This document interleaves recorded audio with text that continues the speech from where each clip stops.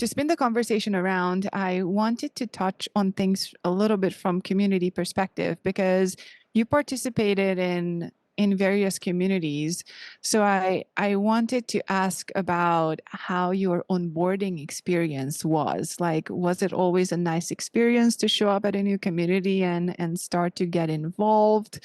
Like, did you have mentors, or did you also have some rocky experiences of like, this involvement is driven by my job, I need to find a way in, but like I'm finding kind of closed doors or not having a nice experience trying to start to participate?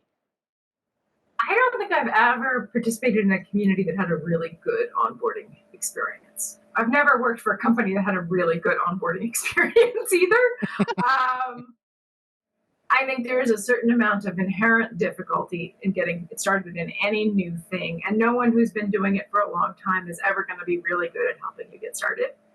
I have had some, I would say, not mentors in the sense of here's how you do this, here's how you do that, more in the sense of being encouraging.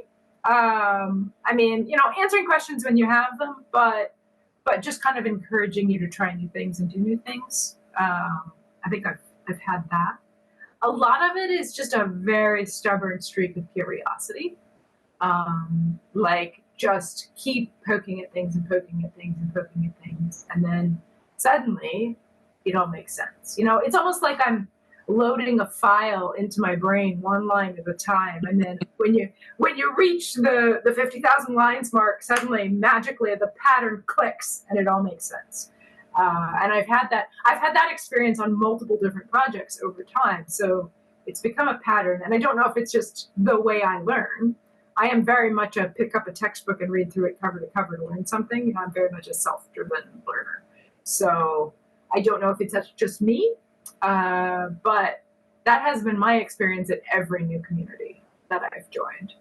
I will say what makes a big difference is the sort of kindness versus hostility to new people.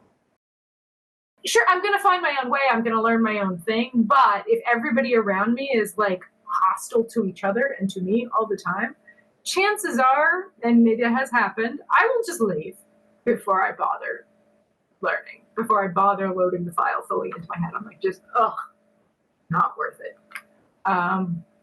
Even if it's my job, just leave that job. That is not a good place to be. No. And I've had that experience in corporate environments as well as open source communities. Like there are some companies that are just no. It does help to have better documentation.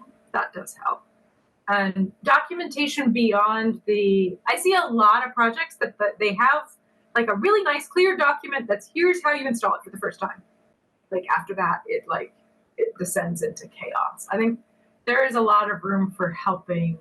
So documenting your contribution process is one of them. Like if I can just go read through the doc, even if it's a complicated process, involving new software for code reviews I've never used before, if the steps are outlined in an easy to follow way, that means I can just do it on my own and get it pretty much right the first time. So that definitely helps. It helps to have architecture documents.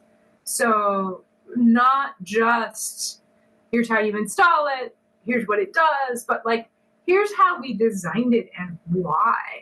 And even like little notes of like the historical whys can be really helpful and save the developers a lot of time repeating themselves over and over again to outsiders saying, no, it's that way because, no, it's that way because. But if you explain it in one place and kind of point people to it, and honestly, writing down why it is that way, a lot of times you will find, wait, why is it that way? That's like, okay, we made that decision 10 years ago because of this and this, but that makes no sense whatsoever.